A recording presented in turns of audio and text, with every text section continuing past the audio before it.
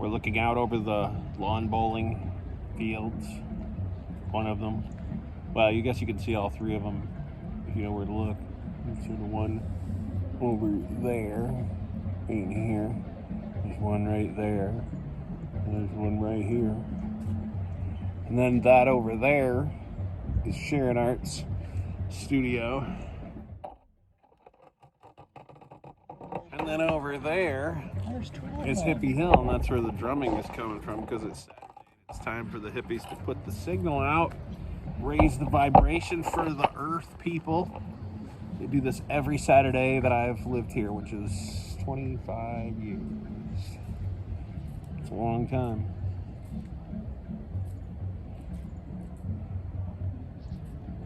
We should put this up on a live stream on Squishy. Maybe Plevo. No, I'm thinking Plevo. P-Brain? No, P-Brain fell off. P-Brain fell off, dude. Moopsie? Moopsie, that's a good option. That's a good option. Squilliter? No, Scorbus. Scorbus, right, yeah. We gotta get this on Scorbus. You were saying it's funny how businesses used to be like, the Richard B. Good Fruit Canning Company. Now it's like, Squishy Poo-Poos. Squirt! I mean, there is actually a soda named Squirt, but not the word I'd use. Right. That's like a great example is just look at an old candy versus a new candy. M&M is named after like Marcus and Martham or some stuff. Like it's literally named after the two good. And the Three Musketeers is named after the Three Musketeers. You know? Wow, that was profound. Yeah, they're literary. It's the literary chocolate bar wrapped nougat that is shrunk down to like Halloween candy size because of shrinkflation. Yeah, and like Hershey is just named after William Hershey. Yep. But like nowadays, you know Heinz ketchup?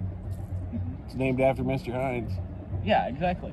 Like I'm not saying we don't have name branding nowadays, but like especially at our websites, they just get called progressively more stupid stuff. Like Amazon and eBay are already pretty goofy names. And, of course, the most famous of the goofy names nowadays is X. Oh, but, and Bizlapper. Do we appreciate that Tubi is a real streaming service? Yeah. Tubi. And I'm sure Mubi is, too. And what does Hulu even mean? What does that even mean? Just make the phonemes and mouth sounds that make the primates go, that sounds like a good thing. Yeah, it's called... This is something for a target market that likes hard sounds, and we call it Roar X, X Roar, Rack, Crack, and Kerker. Yeah. In 20 years, we're gonna have a streaming service name. Catch my show on Grrr. Because it's the side wave that most perfectly stimulates human brains. Wank wank. I don't think anybody would be naming their streaming service that. Wank Panzer. You're losing the thread, buddy.